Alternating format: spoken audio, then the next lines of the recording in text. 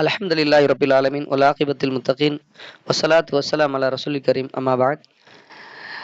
ரப்பி ஷ்ரஹ் லி ஸத்ரி வ யஸ்ஸிர் லி அம்ரி வஹ்லுல் உக்தத்தம் மின் லிசானி யஃப்கஹு கௌலி. அளவற்ற அருளாளனும் நிகரற்ற அன்புடையனுமாகிய எல்லாம் வல்ல ஏக இறைவன் அல்லாஹ்வின் திருப்பெயரால் ஆரம்பம் செய்கின்றேன்.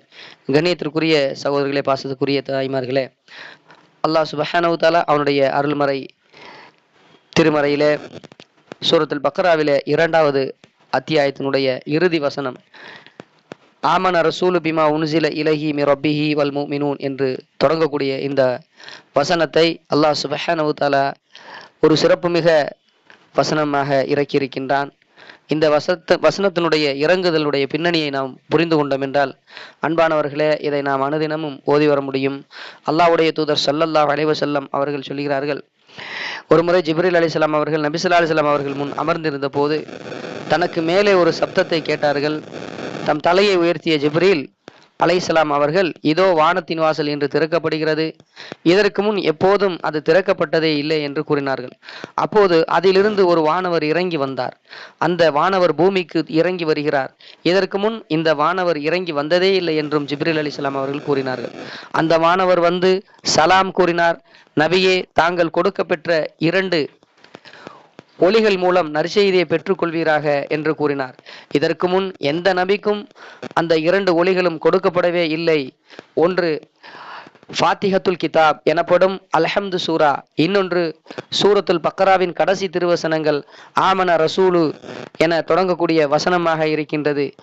இவ்விரண்டில் எந்த எழுத்தை நீங்கள் ஓதினாலும் அதனுடைய மாபெரும் நற்கூலியை நீங்கள் கொடுக்கப்படுவீர்கள் என்று அந்த வானவர் சொன்னார் என்று சஹீல் முஸ்லிமில் 806வது செய்தியாக இந்த செய்தி பதிவு செய்யப்பட்டிருக்குது. அதனால தான் அல்லாஹ்வுடைய தூதர் ஸல்லல்லாஹு அலைஹி வஸல்லம் அவர்கள் சொன்னார்கள், யாரு இந்த அல் பக்ராவினுடைய இறுதி அத்தியாயத்தை இறுதி வசனங்களை யார் முறையாக ஓதுவார்களோ, அப்படி ஓதக்கூடியவர்களுக்கு அந்த 2 வசனமே அவருக்கு போதுமானதாக ஆகிவிடும் என்று கூறுகிறார்கள். அப்ப நபிகள் நாயகம் ஸல்லல்லாஹு அலைஹி வஸல்லம் அவர்கள் சொல்லக்கூடிய ஒரு செய்தியை நாம் ஜாமிஉ திர்மிதியில பார்க்கின்றோம். இமாம் திர்மிதி அவர்கள் 2882வது செய்தியாக இதை பதிவு செஞ்சிருக்கிறாங்க. என்ன செய்தி? இன்னல்லாஹ கதப கிதாபன் கபல ஐ யஹ்லுக ஸமாவாதி வல் அர்ல பி அல்ஃபை ஆமீன். அல்லாஹ் சுப்ஹானஹு வ தஆலா இந்த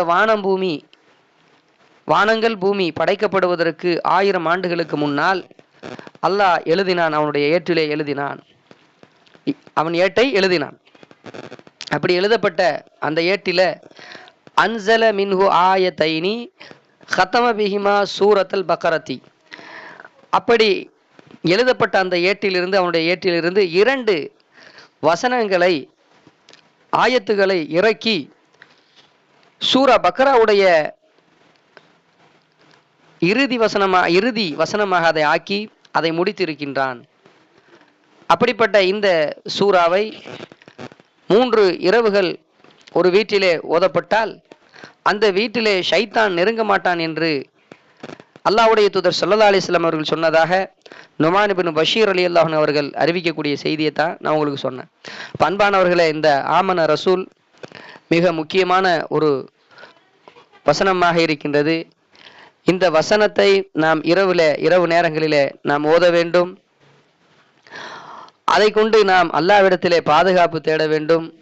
அப்படி இரவிலே ஓதி நாம் பாதுகாப்பு தேடினோம் என்றால் கண்டிப்பாக அல்லாஹ் சுப்ஹானஹு வ தஆலா அவன் நமக்கு பாதுகாப்பை ஏற்படுத்துவான்.